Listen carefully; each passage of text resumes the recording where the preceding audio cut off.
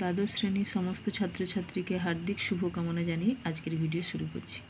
আজকে ক্লাস 12-এর রায়মার্টিন প্রশ্নবিচিত্রা 2025-এর বাংলা বিষয়ের model question paper 6 থেকে প্রশ্ন উত্তর তোমাদের সাথে আমি ভাগাভাগি করে নেব।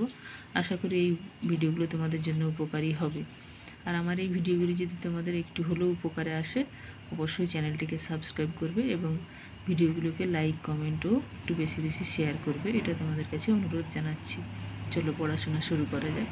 প্রথম প্রশ্ন, পূজা সমাপন করে জল যোগানতে মুখুজ্জে মহাশয় কোথায় এসে বসলেন? উত্তর হবে বৈঠকখানায়। 2 নম্বর প্রশ্নে দেখো 4টা বিবৃতি আছে, তার মধ্যে প্রথমটা মিথ্যা, তারপর একটা সত্য, তারপর একটা মিথ্যা, তারপর একটা সত্য, মানে ক্ষয়ের অপশানটা ঠিক হবে। 3 নম্বর প্রশ্ন দেখো, বাক্যের সঠিক ক্রম তোমাকে খুঁজতে বলেছে।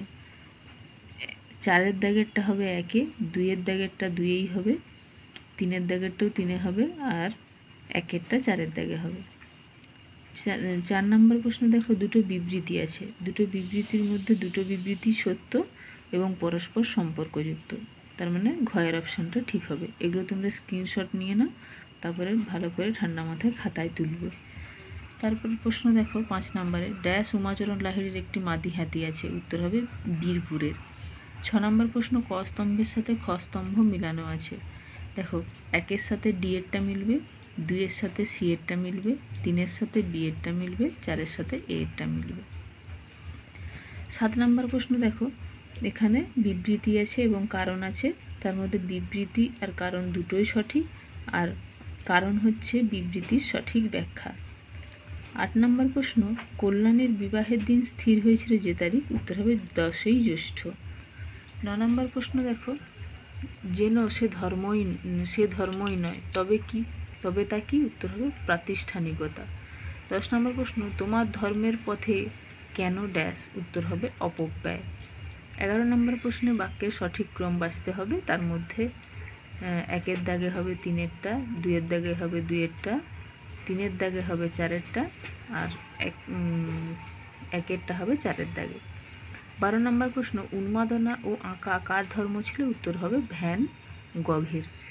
13 নম্বরে দেখো পংক্তির সঠিক ক্রম তোমাকে বাছতে হবে, এখানেও হবে 1-এ হবে 2-এরটা, 2-এ হবে 3-এরটা, 3-এ হবে 1-এরটা, 4-এ হবে 4-এরটা। 14 নম্বর প্রশ্ন, সানিত ইস্পাত খণ্ড অভঙ্গুর নাম ড্যাশ, উত্তর হবে ভালোবাসা। 15 নম্বর প্রশ্ন দেখো, পুষ্পক আর সপ্তডিঙা সাজে, সপ্তডিঙার উল্লেখ রয়েছে কোন মঙ্গল কাব্যে, উত্তর হবে মনসা মঙ্গল কাব্যে। 16 নম্বর প্রশ্ন দেখো, একটা বিবৃতি আছে, একটা কারণ আছে, বিবৃতি কারণ দুটোই সঠিক এবং কারণটা হচ্ছে বিবৃতির সঠিক ব্যাখ্যা। 17 নম্বর প্রশ্ন, বাক্যের সঠিক ক্রম বাছতে হবে, এখানেও দেখো 1-এরটা 1-এ হবে, আর 4-এরটা 2-এ হবে, 2-এরটা 3-এ হবে, আর 3-এরটা 4-এ হবে, ঠিক আছে, ঘয়ের অপশানটা। তারপরে 18 নম্বরে 4টা বিবৃতি আছে, সত্য মিথ্যা নির্ণয় করতে হবে। দেখো প্রথমেরটা মিথ্যা, তারপরেরটা সত্য, তারপরেরটা সত্য, তারপরেরটাও সত্য, মানে শুধু 1-এরটা মিথ্যা আছে, বাকিগুলো সব সত্য, মানে ক্ষয়ের অপশানটা ঠিক হবে। তারপরে দেখো 19 নম্বরে বিবৃতি আছে দুটো, এই দুটো বিবৃতি কিন্তু সঠিক এবং উভয়েই সম্পর্কযুক্ত কিন্তু, ঠিক আছে। 20 নম্বর প্রশ্ন, হিরে মতির সাজ পরানো ঘোড়ার উপর ড্যাশ বসালে কি ভালো দেখায়, উত্তর হবে বাঁদর। তারপরে 4টা বিবৃতি আছে 21 নম্বর প্রশ্নে, সেগুলোর মধ্যে প্রথমেরটা মিথ্যা, তারপরেরটা মিথ্যা, তারপরেরটা সত্য, তারপরেরটা মিথ্যা, তার মানে গয়ের অপশানটা ঠিক হবে। তারপরে 22-এর দাগে আছে দেখো বিবৃতি আর কারণ, এখানে বিবৃতি কারণ দুটোই সঠিক এবং কারণ হচ্ছে বিবৃতির সঠিক ব্যাখ্যা, কয়ের অপশানটা। 23 নম্বর প্রশ্নে বাক্যের ক্রম সাজাতে হবে, তার মধ্যে 1-এ হবে 3-এরটা, 2-এ হবে 1-এরটা, 3-এ হবে 4-এরটা, আর 4-এ হবে 2-এরটা। 24 নম্বর দেখো, যাদের বাসা বানাতে আটকায়নি, উত্তর হবে পাথরে ফাটলে। 25 নম্বরে আবার বাক্যের সঠিক ক্রম খুঁজতে হবে, এখানে 1-এর দাগে হবে, মানে প্রথমেই হবে 2-এরটা, দ্বিতীয়তে হবে 4-এরটা, তৃতীয়তে হবে 1-এরটা, আর চতুর্থতে হবে 3-এরটা।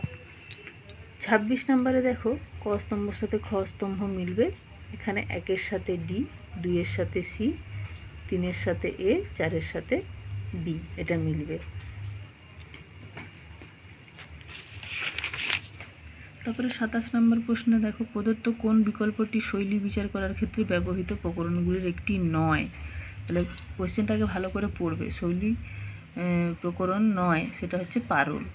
28 নম্বর প্রশ্ন, স্টাইল বা শৈলী বিভিন্ন রকমের হলো প্রথাগতভাবে একে দুভাগে ভাগ করা হয়। প্রথমটি মূল্যায়ন ভিত্তিক, দ্বিতীয়টি বর্ণনামূলক বা বর্ণনা ভিত্তিক। গয়ের অপশানটা। 29 নম্বর প্রশ্ন, দৈর্ঘ্য, শ্বাসঘাত, জ্যোতি ও সুর তরঙ্গ হলো কি? এগুলো হচ্ছে অবিভাজ্য ধ্বনি। তারপরে 30 নম্বর প্রশ্ন, কোনটি বাকযন্ত্রের একটি অংশ নয়? উত্তর হবে কর্ণ।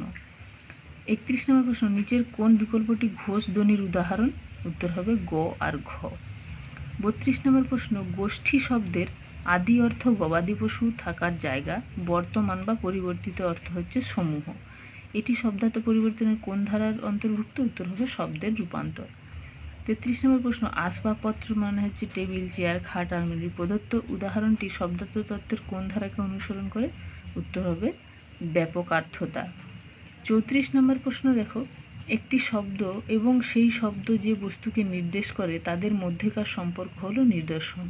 এই ধারণাটি ঠিক না ভুল? উত্তর হবে ঠিক। 35 নম্বর প্রশ্ন, একটি বাংলা থিসরাসের উদাহরণ হলো? উত্তর হবে সমার্থ শব্দকোষ। মানে যেগুলো সমার্থক শব্দকোষ, সেটাই হচ্ছে থিসরাসের একটা উদাহরণ। 36 নম্বর প্রশ্ন, রাজা নবকৃষ্ণ দেবের পারিষদ শিবচন্দ্র ঠাকুর কোন গানের প্রতিষ্ঠাতা? উত্তর হবে পক্ষীর দলের গান।